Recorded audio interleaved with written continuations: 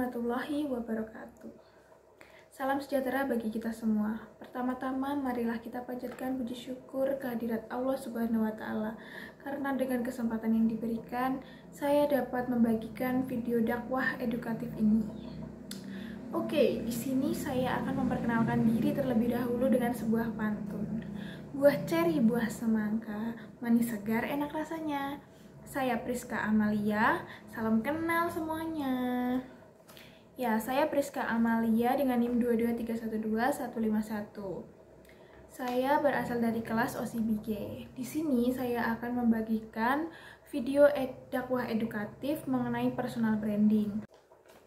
Apa sih yang dimaksud dengan personal branding? Personal branding merupakan salah satu wadah untuk menampilkan keunikan serta keahlian ataupun kemampuan yang kita miliki, sehingga orang lain dapat menilai kita berdasarkan dengan penampilan, pencapaian, maupun prestasi yang kita miliki. Yang nantinya hal tersebut dapat kita tawarkan secara profesional di masa sekarang maupun di masa yang akan datang. Saat ini, personal branding bukanlah sesuatu hal yang jarang kita ketahui, karena personal branding merupakan salah satu metode yang sangat populer di kalangan public figure seperti artis, politisi, musisi, influencer, dan sebagainya. Namun, sekarang tak hanya orang yang bekerja sebagai public figure saja yang membutuhkan personal branding, bahkan kita sebagai mahasiswa juga membutuhkan personal branding. Kenapa sih seorang mahasiswa membutuhkan personal branding? Karena personal branding dapat membantu kita untuk meningkatkan kredibilitas, meningkatkan kepercayaan diri, membangun relasi, dan dapat membantu kita untuk menonjolkan kemampuan apa yang kita miliki. Nah, pada era digital seperti saat ini, personal branding juga dapat dilakukan melalui sosial media. Karena dengan memiliki personal branding yang baik pada sosial media, kita dapat menunjukkan perbedaan karakter yang kita miliki dengan orang lain. Personal branding di sosial media tidak selalu berhubungan dengan kemampuan atau keahlian yang kita miliki. Karena personal branding di sosial media dapat berhubungan dengan hal-hal yang sebenarnya kita lihat sebagai hal yang sepele. Seperti cara kita berbicara, cara kita berpakaian, terus gadget yang kita gunakan, gaya hidup yang kita tampilkan, dan sebagainya. Nah, apa sih tujuan dari adanya personal branding? Tujuannya adalah untuk memastikan orang-orang mengetahui ciri khas yang ada dalam dirinya dan berfokus pada hal tersebut. Hal ini bertujuan agar kita dapat mengendalikan reputasi diri kita sendiri dan membuat orang lain itu lebih berfokus dengan keahlian ataupun kemampuan yang kita miliki, lebih berfokus pada kelebihan kita. Maka orang lain akan memberikan penilaian yang lebih positif kepada diri kita. Bagaimana sih personal branding seorang muslim?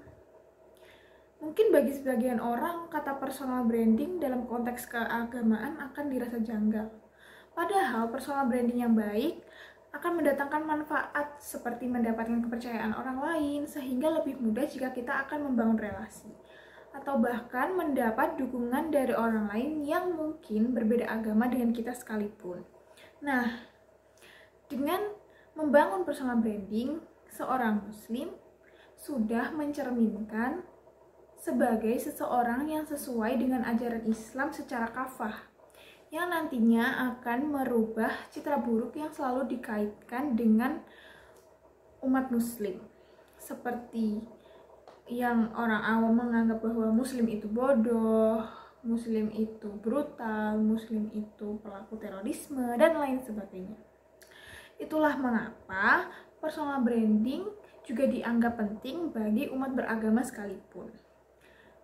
Dan bagi setiap muslim memiliki tanggung jawab yang sama agar dapat membangun citra diri sebagai muslim yang rahmatan lil alamin, sebagaimana firman Allah Subhanahu wa taala dalam surat Al-Nahl ayat 90, yang artinya sesungguhnya Allah menyuruh berlaku adil, berbuat kebaikan, dan memberikan bantuan kepada kerabat.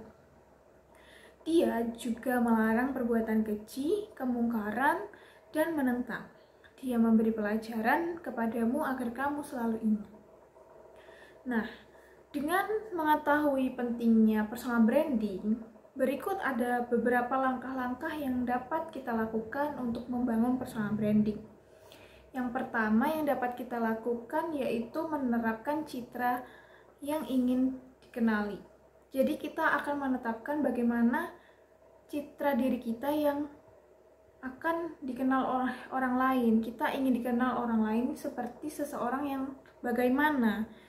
Karena personal branding cenderung akan menunjukkan dan didukung oleh karakter asli seseorang.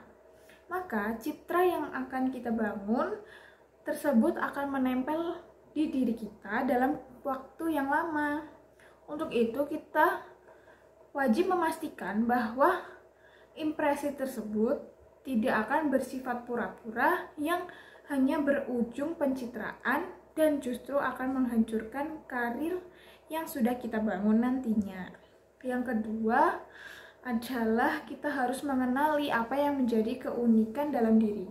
Nah, sebenarnya sebelum kita memutuskan citra apa yang ingin kita bangun di hadapan orang lain atau yang akan kita tampilkan, kita harus terlebih dahulu mengetahui apa sih yang menjadi keunikan dalam diri kita, dapat berupa bakat, kelebihan, maupun keunikan.